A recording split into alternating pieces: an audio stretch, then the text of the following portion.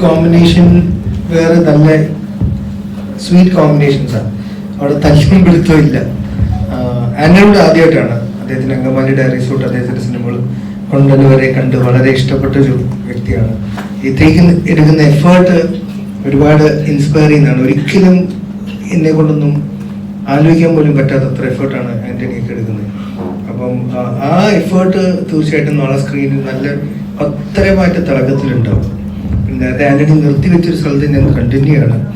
ഇപ്പം നേരത്തെ ആന്റണി പറഞ്ഞു, ഇപ്പം ഈ ഒരു ട്രാൻസ്ഫോർമേഷൻ പ്രോസസ്സിലൂടെ അദ്ദേഹം തിരിച്ച് അച്ചീവ് ചെയ്തേക്കുന്ന ആക്ച്വൽ ഹാപ്പിനെസ് എന്ന് പറഞ്ഞാൽ ഇത് മെയിൻറ്റെയിൻ ചെയ്യാൻ ഉള്ളൊരു മെൻറ്റാലിറ്റി അച്ചു വഴിയും ഗോവിന്ദ് വഴിയും കിട്ടി. അപ്പം അച്ഛനോടും ഗോവിന്ദിനോടുമാണ് ആന്റണിയെ അങ്ങനെ ഒരു മെൻറ്റാലിറ്റി കൊടുത്ത പോലെ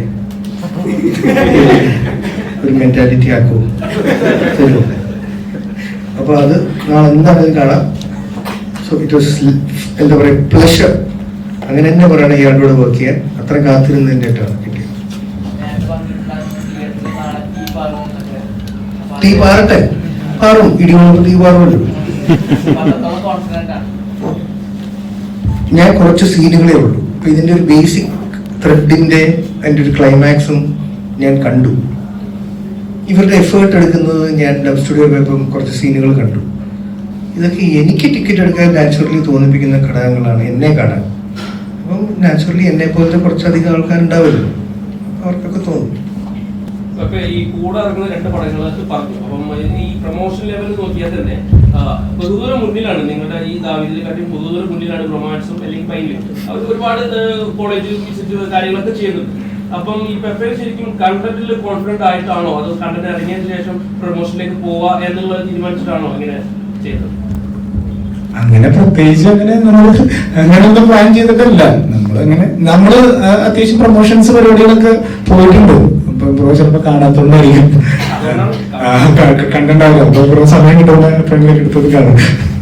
ഇപ്പം ഉണ്ണിമൂന്തൻ കഴിഞ്ഞ ദിവസം ഒരു ഇന്റർവ്യൂവിൽ പറഞ്ഞിട്ടുണ്ടായിരുന്നു, അതായത് ഒരു ആക്ഷൻ പടത്തിന്, അതായത് ഉണ്ണിമൂന്തൻ തന്നെ ഈ മാർക്കോയ്ക്ക് വേണ്ട രീതിയിൽ മാർക്കറ്റിംഗ് ഒന്നും ചെയ്തില്ല. കാരണം ഒരു ആക്ഷൻ പടത്തിന് അത്രത്തോളം മാർക്കറ്റിംഗ് ചെയ്യാതെ തന്നെ ഒരു വൈഡർ ഓഡിയൻസിലേക്ക് എത്താനുള്ള സാധ്യതകളുണ്ട്. അപ്പൊ അത്തരത്തിൽ ദാവീദും അത്തരത്തിലൊരു വൈഡർ ഓഡിയൻസിലേക്ക് റീച്ച് ആവുക എന്നുള്ളൊരു കോൺഫിഡൻസ് ഉണ്ട്, നല്ല പ്രതീക്ഷയുണ്ട്. പിന്നെ ഇതൊരു പക്ക ഒരു ആക്ഷൻ അല്ലെങ്കിൽ ഒരു വയലൻസ് അല്ലെങ്കിൽ ഒരു പക്ക ഇടിപ്പടമല്ല ദാവീദ്. ദാവീദ് എന്ന് പറഞ്ഞാൽ ഞാൻ നേരത്തെ പറഞ്ഞ ഒരു ഭയങ്കര ഒരു ഫാമിലി എന്റർടൈനർ പ്ലസ് ബോക്സിംഗ് അല്ലെങ്കിൽ സ്പോർട്സ് മൂവി, അങ്ങനത്തെ ഒരു കാറ്റഗറിയിൽ വരുന്ന ഒരു സിനിമയാണ്. അങ്ങനത്തെ ഒരു സിനിമ ഇറങ്ങിയിട്ട് കുറച്ച് നാളായി, നമ്മുടെ കേരളത്തിൽ ഇറങ്ങിയിട്ട് കുറച്ച് നാളായി. അപ്പൊ അതിലാണ്, ഈ സ്ക്രിപ്റ്റിലാണ് എനിക്ക് ഉള്ള കോൺഫിഡൻസ്. അവർ അത്യാവശ്യം നല്ല രീതിയിൽ തന്നെ ഒരു മേക്ക് ചെയ്യുമെന്നാണ് എന്റെ പ്രതീക്ഷ പോലെ സംഭവിക്കട്ടെ. നല്ലൊരു സിനിമയുണ്ട്. ഫസ്റ്റ് പടം തൊട്ട് നോക്കിക്കഴിഞ്ഞാൽ ആക്ഷൻ നന്നായിട്ട് ചെയ്യാൻ കഴിയുമെന്ന് പ്രൂവ് ചെയ്ത ആളാണ്. അതിനുശേഷം ഒരുപാട് ആക്ഷൻ സിനിമകൾ ചെയ്തിട്ടുണ്ട്. അപ്പോൾ ഓരോ സിനിമകൾ ഓരോ എക്സ്പീരിയൻസ് ആണ്. അപ്പൊ ഇത്ര എക്സ്പീരിയൻസ് ഉള്ള ആള് ഈ ദാവീദിലേക്ക് വരുമ്പോൾ അത് എത്രത്തോളം ഹെൽപ്പ് ചെയ്തിട്ടുണ്ട്?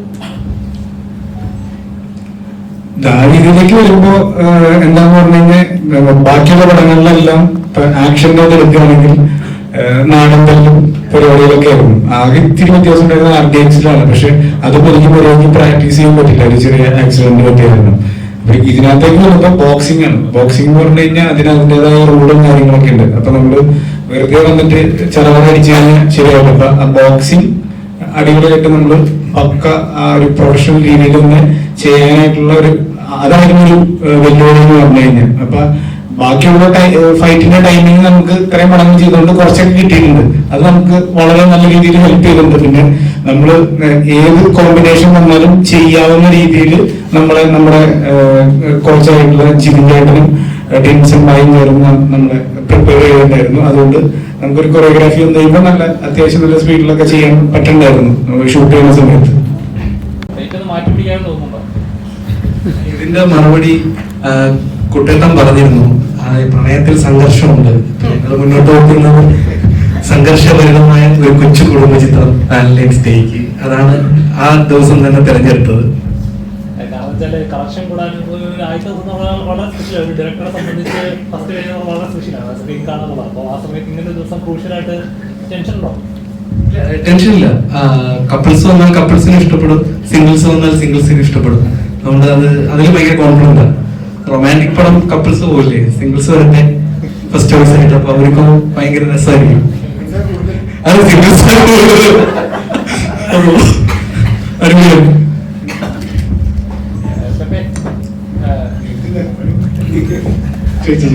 നോർമലി ഒരു ആക്ഷൻ ആക്ടർ എന്നുള്ള ലെവലിലോട്ട് എത്തിയിരിക്കുന്നത്. ഇപ്പൊ ആക്ഷൻ മലയാളത്തിൽ ഒരു ആക്ഷൻ ആക്ടർ ഉണ്ട്, അതിപ്പോ ആന്റണി പെപ്പയാണ് മനസ്സിൽ വരുന്നത്. ആളുകൾ മലയാളികൾക്ക് മനസ്സിൽ വരുന്ന മുഖമാണ് താങ്കളുടെ. അപ്പം ഈ ഒരു ക്യാരക്ടർ ഇങ്ങനെ ചെയ്യുന്ന സമയത്ത് ഒരു ആക്ടറെ സംബന്ധിച്ച് അവരുടെ ബോഡി എന്ന് പറഞ്ഞാൽ വളരെ പ്രഷ്യസ് ആണ്. അപ്പോൾ ഇങ്ങനെ ട്രെയിനിങ് ചെയ്യുന്ന സമയത്ത് ഒരുപാട് ആക്സിഡന്റ് ഉണ്ടായി, കുറച്ച് വിഷയമായിരുന്നു കേട്ടായിരുന്നു. എത്രത്തോളം എഫേർട്ട് ഉണ്ട് വരുന്നുണ്ട് ക്യാരക്ടറായി ചെയ്യാനായിട്ട്, അല്ലെങ്കിൽ ഇത് എപ്പോഴെങ്കിലും എനിക്ക് ഇതിനെ പണിയായി വരും എന്ന് തോന്നിയിട്ടുണ്ടോ, ഓവറാകുന്നുണ്ടോ? ഇല്ല, നമ്മൾ ഇഷ്ടപ്പെട്ടിട്ടാണ് ചെയ്യുന്നത്. അപ്പൊ അതിനകത്ത് കഷ്ടപ്പാടുണ്ടാവും ഉറപ്പായിട്ടും, മെന്റലി ഫിസിക്കലി സ്ട്രെസ്സും കാര്യങ്ങളൊക്കെ ഉണ്ടാവും. പക്ഷെ ഫൈനലി നമ്മുടെ സിനിമയ്ക്ക് വേണ്ടിയല്ലേ നമ്മൾ ചെയ്യുന്നത്. അപ്പൊ നമ്മൾ അത്രയും ഇഷ്ടപ്പെട്ട് തന്നെയാണ് ചെയ്യുന്നത്. അപ്പൊ അതിനകത്ത് വേറെ സംഭവങ്ങളൊന്നും നോക്കേണ്ട കാര്യമില്ല. ഫൈനലി സിനിമ നന്നാവുക, അതിനുവേണ്ടി എന്തൊക്കെ മെന്റലി ഫിസിക്കലി നമുക്ക് എന്തൊക്കെ എഫേർട്ട് എടുക്കാൻ പറ്റും അത്ര എഫേർട്ട് എടുക്കുക. പിന്നെ ഡയറക്ടർ പറയുന്നവര് മാക്സിമം നന്നായിട്ട് ചെയ്യാൻ നോക്കുക. ഇതൊക്കെയാണ് ഞാൻ നോക്കാറ്.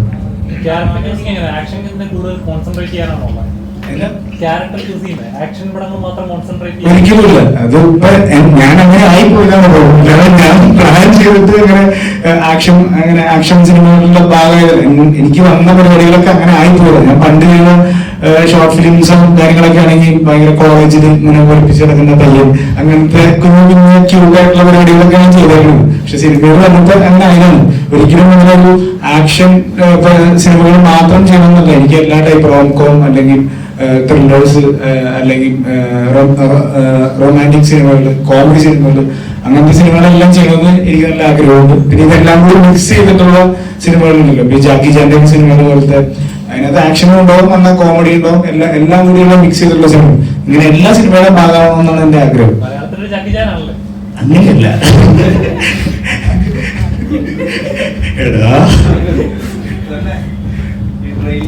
ഇനാഗുറേഷൻ സമയത്ത് ബഹളമുണ്ടായിട്ട് ഒരു ഇടി ഇടിക്കുന്ന കണ്ടായിരുന്നു.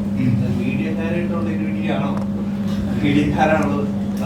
അല്ല മീഡിയക്കാരായിട്ടുള്ള ഇടിയല്ല.